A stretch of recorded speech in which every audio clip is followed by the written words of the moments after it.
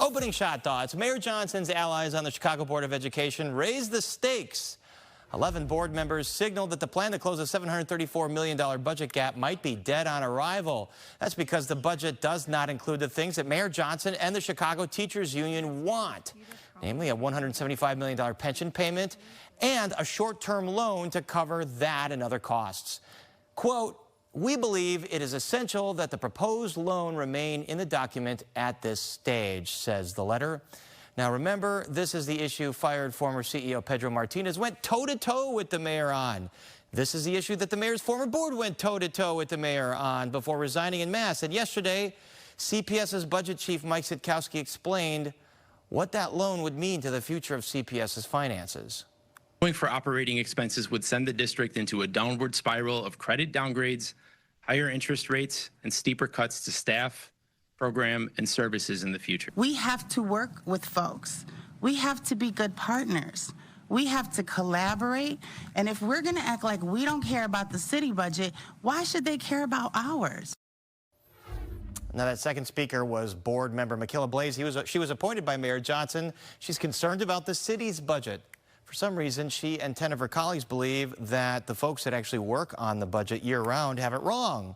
They think that borrowing isn't that bad. Now, last night, board member Debbie Pope told me she believes CPS could pay the loan and avoid cuts to the classroom.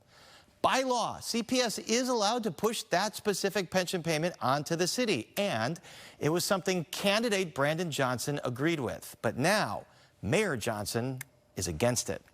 So I repeat my question from yesterday. What is it about this loan and this pension payment has brought Chicago Public Schools and the mayor's office / CTU to the brink? The mayor has referred to it as a bridge to get CPS through the muck until Springfield comes through with $1.6 billion more per year. But what if that never happens? And what good is it if all that new money is going to pay off old debt? These are questions, among others, that must be answered. Coming up on Paris on Politics. Tonight, Illinois Republicans rally at the state fair hoping they can block Governor Pritzker's ambitions for a third term. A Republican candidate jumps in the race to replace Illinois U.S. Senator Dick Durbin. We'll tell you who. And former Chicago Public Schools chief and mayoral candidate Paul Vallas on what he would do to fix CPS. This is Paris on Politics from Fox 32 Chicago. Welcome to Paris on Politics. Illinois Republicans have a steep hill to climb to gain power in Illinois, but it didn't stop them from rallying their base on GOP Day at the Illinois State Fair in Springfield. Illinois GOP chairwoman Kathy Salvi says the deck is stacked against Republicans in Illinois, largely because of politically drawn maps that heavily favor Democrats. It's the most gerrymandered, rigged map, but we don't care if we got a bad poker hand here, folks. The difference is us. Each of us are the tip of the spear. The state's Republican Party gathered to rally fairgoers, reminding them what they believe unchecked Democratic power has led to. Democrats have driven out jobs. They have raised your taxes year after year. Keynote speaker Gianno Caldwell is a regular Fox News analyst, and that rarest of creatures, a Republican from the south side of Chicago. He lays the blame for Chicago's relatively high crime rate on Democratic policies. There's a lot of potential in places like Chicago. But the unfortunate reality is a lot of that potential lies in graveyards across the city. And earlier this evening, I went one-on-one with Don Tracy. He's the former state GOP chair who just announced his campaign to replace Dick Durbin in the U.S. Senate in 2026. It's an uphill climb, for sure, but I think it's doable. Otherwise, I wouldn't be doing it. It's an open seat, meaning there's no incumbent. And there are three Democrats, all progressive Democrats, that are going to be fighting in a primary for the nomination for that. The Democrat Party approval ratings nationally are an all-time low, at least I think in my lifetime. And the Democrat Party seems to be tilting more and more leftward. And these three candidates seem to be following that. I guess everybody wants to be a Democrat socialist like Bernie Sanders or AOC or maybe Mondami or Brandon Johnson. So that, and as a result, I don't think they reflect the values of the average voter. and I think that opens the door for a Republican to win in Illinois. Would you be the kind of Republican senator that provides a rubber stamp for President Trump's policies, or would you push back on some of those that you didn't think were right for the state of Illinois? I'm not going to be a rubber stamp for anybody. And if you don't believe me, ask anybody who knows me. You know, I've been practicing law for 50 years, and I'm not a rubber stamp. I am a team player, but I'm not a rubber stamp. For example, what might be some of the things you would differ from Trump or the base of your party on? Well, that's too broad a question. I'm not going to go into that. I just got into this campaign, and there's just so many different things. If you want to ask a question about a specific issue, sure, we could touch on specific issues. I mean, I think right now in the news a lot, the issue of federalizing National Guard troops in Washington D.C. For instance, if the president were to make that kind of move in Illinois without the governor asking for it, would you support that? Well, I certainly support what the president has done in D.C., and it appears that he has full and legal authority to do that. I know that some Democrats are concerned with what he's doing that because they think it might unfairly impact criminals. But, you know, that's what law and order is all about. And the Republican Party is the party of law and order. Let's ask about immigration, obviously a hot topic in the state of Illinois. Would you support a stepped-up ICE presence in Chicago and across the state? And should local law enforcement be able to assist federal immigration agents? Well, I like to focus on illegal alien criminals. I like to focus on deporting individuals already subject to deportation orders. I think immigration, I think the local authorities should cooperate more than they do.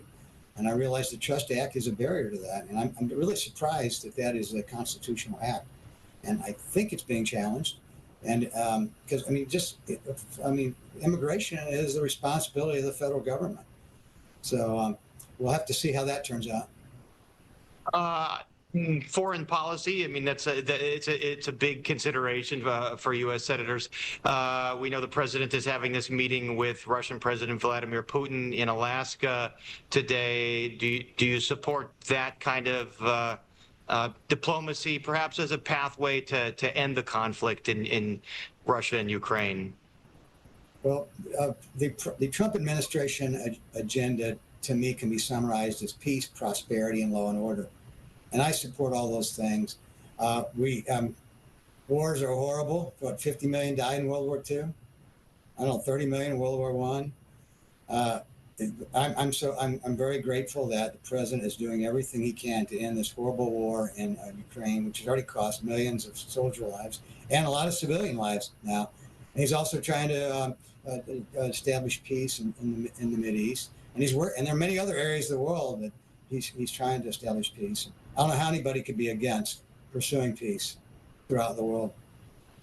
Again, an issue very present in Illinois and across the nation, the issue of gerrymandering. We see California Governor Gavin Newsom now ratcheting up the pressure in his state to approve very politically drawn maps in response to what Texas Governor Greg Abbott wants to do. We know that the Democrats there have fled here to Illinois, which is, we can say, a pretty gerrymandered state. Are you concerned about this issue of gerrymandering regardless of party, or do you believe that the Democratic Party perhaps is taking it too far? Well, the Democrats have had, I think, a 10 or 20-year head start on gerrymandering, and they're the experts at it. But the positions of the Democrats seem to be that gerrymandering is great for Democrats, and they need to do more of it if they can. I'm not sure they can do any more gerrymandering in Illinois, which has been said to be the most gerrymandered state there is, where, we get, 45% of the vote routinely, but we only have, 3 out of 17 congressionals.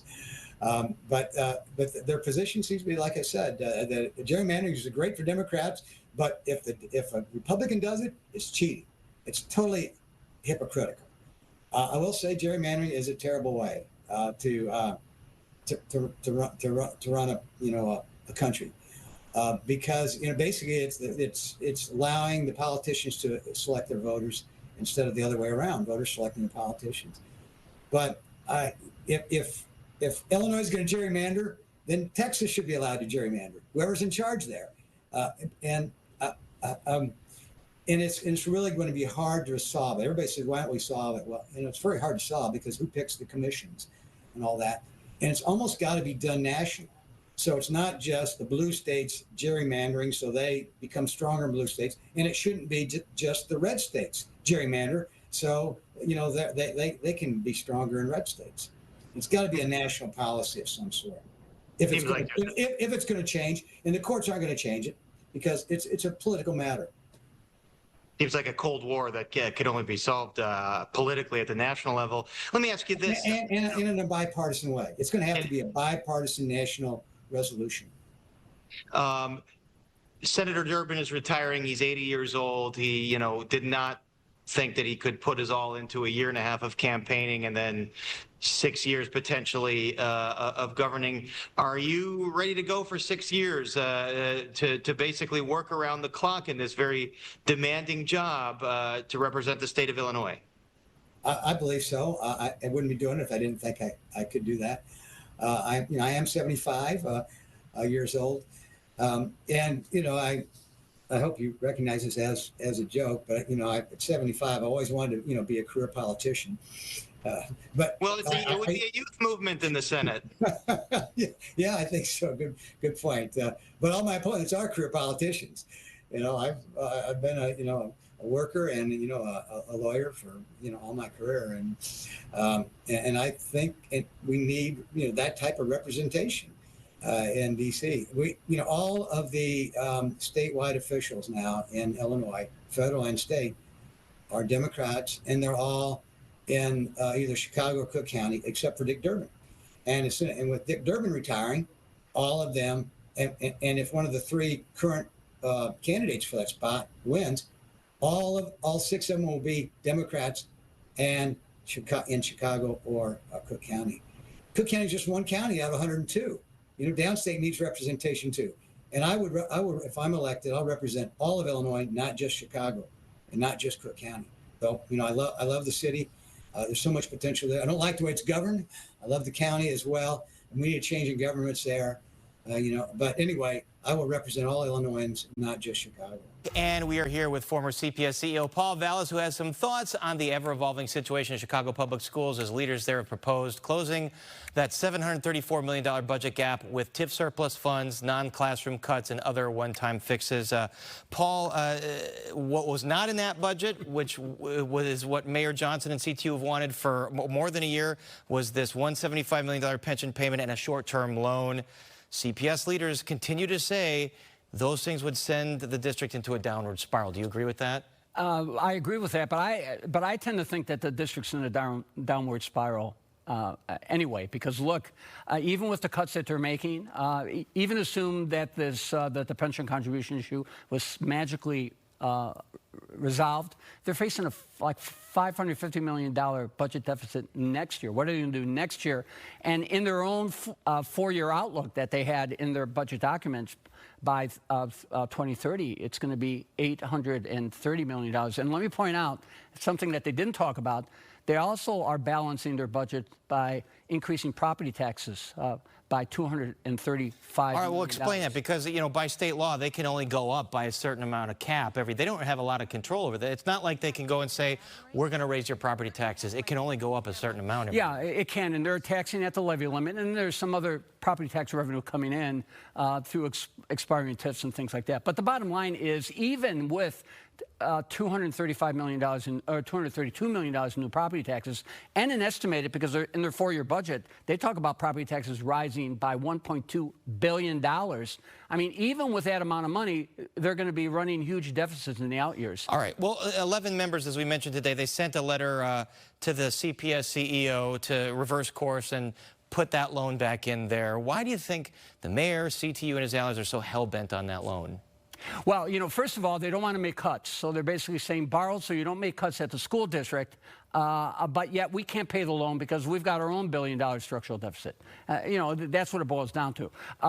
First things first, the loan is a terrible idea. They're absolutely right. You shouldn't be borrowing that money, point number one. Point number two, yes, the city is obligated to pay that loan, but they're really paying the loan. Those are pension contributions that are being made by the city on behalf of school district employees. And remember, Lori Lightfoot dramatically increased the tax increment financing surplus allocation to the school district. She doubled it. I think in this budget. And Mayor Johnson also, he talks about putting a record amount. Yeah, the whole idea is supposed to be an offset. But see, here's the thing. CPS keeps patching together these budget deficits with TIF, surplus, one-time fixes. What's the road to sustainability if Paul Vallas is in charge again? What would you do? Well, the road to sustainability is to radically decentralize the district.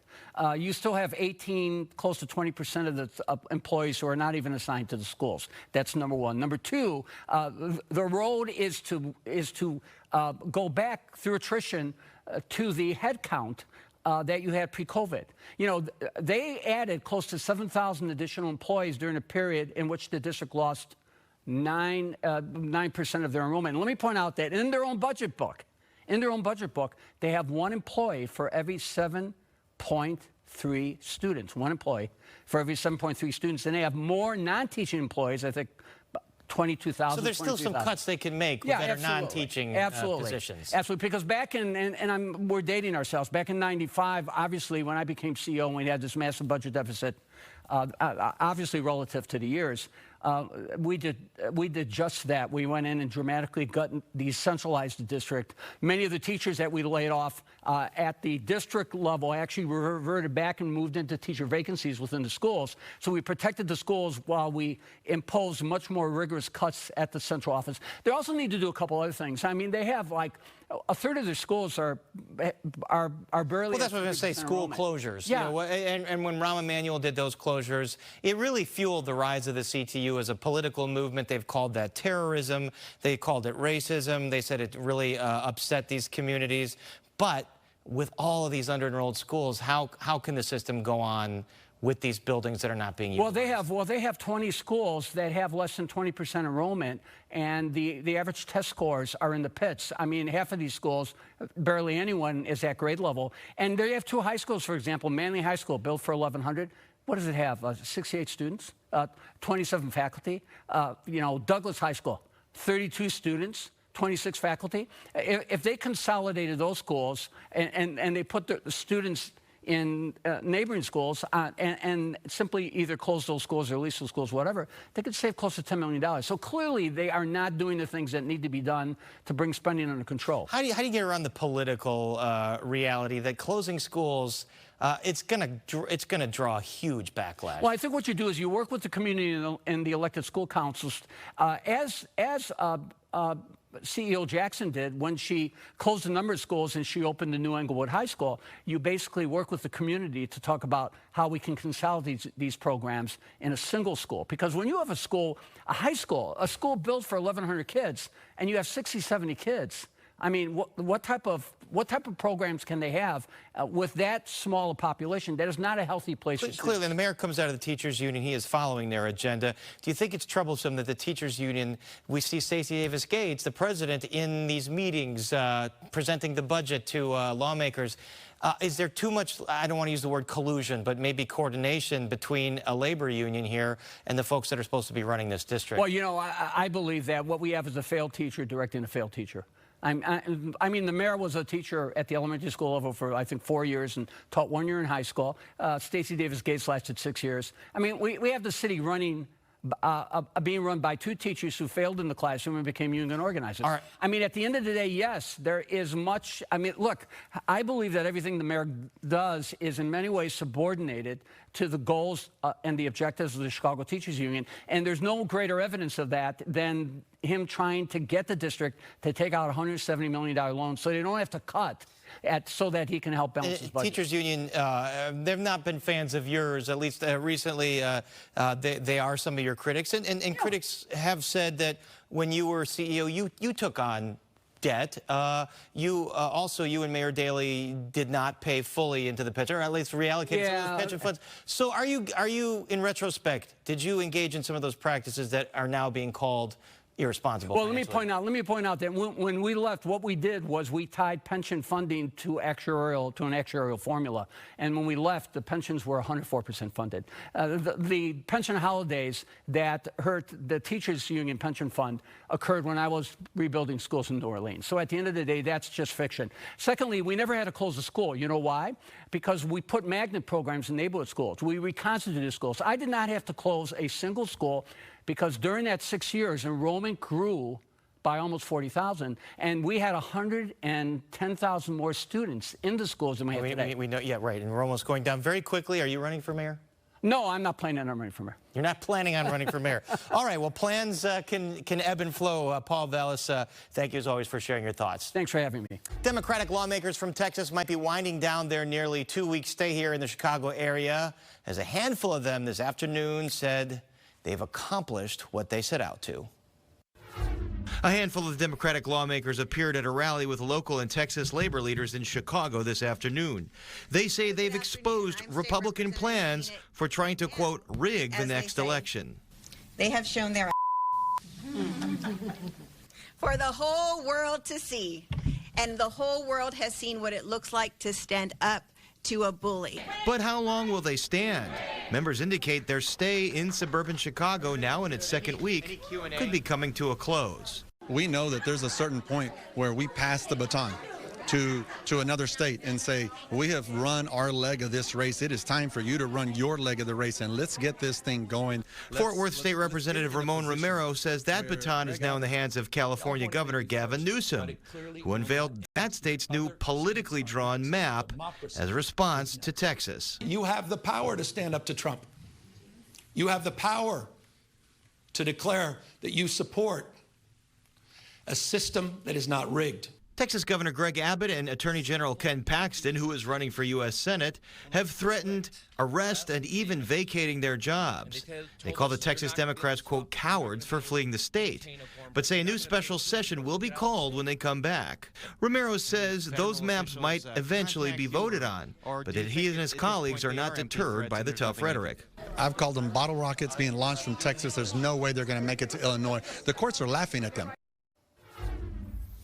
And NBC reports that President Obama called these Texas Democrats and offered them praise for their stand against those maps in Texas. And finally, tonight, we want this show to be a two-way conversation. Send us your thoughts. Do you like what you see? Do you not like what you see? Is there an issue or story you think we need to know?